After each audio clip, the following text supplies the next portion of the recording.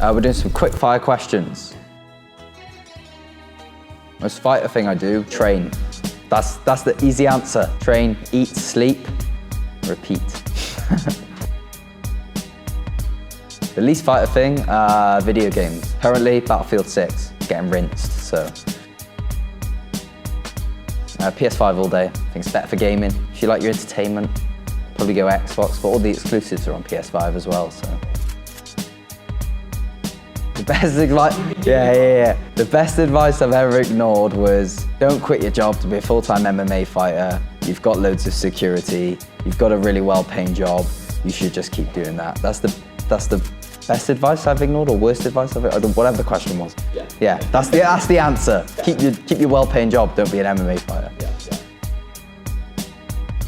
Oh well, post-fight is different. See, now if we're talking like a little treat, obviously we're like Pepe's. We're talking post-fight, I immediately want to find pizza. I think after my last fight, I don't care if it's shit pizza. First thing I did was went down to the food bar, drinks, and got a slice of pizza. I think I got one of each. I've got one margarita and one pepperoni. Yeah. That I'm just always on my phone. It's terrible. And I like to use the excuse that I have loads of stuff to do there fighting, but I'm on my phone all the time. It's bad. That's my toxic trait, yeah.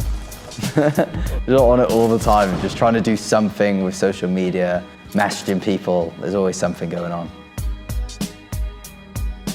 I'd say overrated, although he's still extremely talented. I'd say overrated is definitely Ieuan Nurmagomedov. He's still one of the greatest, but I just don't think he is as good as people think he is, and I don't think he's going to beat Merab the second time round either. I'd say if we're talking featherweight, I don't think anyone beats prime featherweight Conor McGregor. As good as Ieuan is, he does get touched in fights, so I just don't think anyone beats that version of McGregor that won the title. I've got a word. Oh my God, what's the word when you're like a little bit nervous, but you're not anxious? It's another word beginning with A. Hungry. Hungry. There we go, hungry, yeah. Like a 7.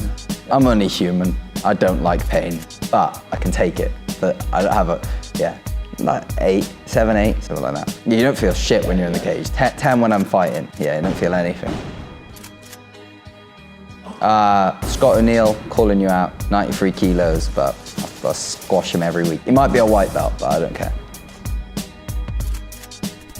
My last fight, I said, let's go. But to be honest, I let my coaches do the talking. I don't speak to my opponents, no. Like, I speak to myself, hype myself up, like, let's go, you got this. You know, I just kind of say it quietly to myself to kind of just reaffirm. You know, it's just like a manifestation, isn't it? Your self-belief. Even maybe you're doubting yourself, you just say it anyway, and it gives you a little bit of fuel, I guess. Any of my teammates, never call my teammates out. I don't even think I'd fight I don't know.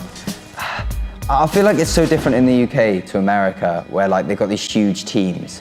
I feel like the teams here are like so close-knit that like I can even see myself fighting my teammates for a UFC World Championship, genuinely. Couldn't see it happening. Underrated, for sure. Yeah, we've got some really good fighters coming through. I think especially with the recent Tom Aspinall fight, a lot of people are kind of slagging off British MMA as a whole, but you know, I think we're super underrated, especially Welsh MMA. If you want to, you know, the Welsh wrestling is some of the best.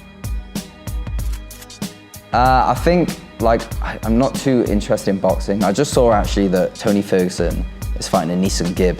I think it's good for boxing, I guess. Yeah, I kind of hope that doesn't come over into MMA. I know they tried it. I know there was an influencer MMA thing, and there was one and done. And I think it'll stay that way, because I think people realize how hard MMA is, whereas boxing, all you've got to do, like, as hard as boxing is, you only have to focus on your hands and your feet, footwork and your hands and your head movement, but it's really only upper body. Because MMA, there's so many things to learn, the influencers won't spend the time doing that, which is why I don't really think it's a worry about influencers coming over into MMA. Thanks for watching. I'm fighting in 4 weeks on War 8 in Madrid. Again, follow all my socials, my YouTube down below. There'll be some training footage coming soon. And yeah, thank you.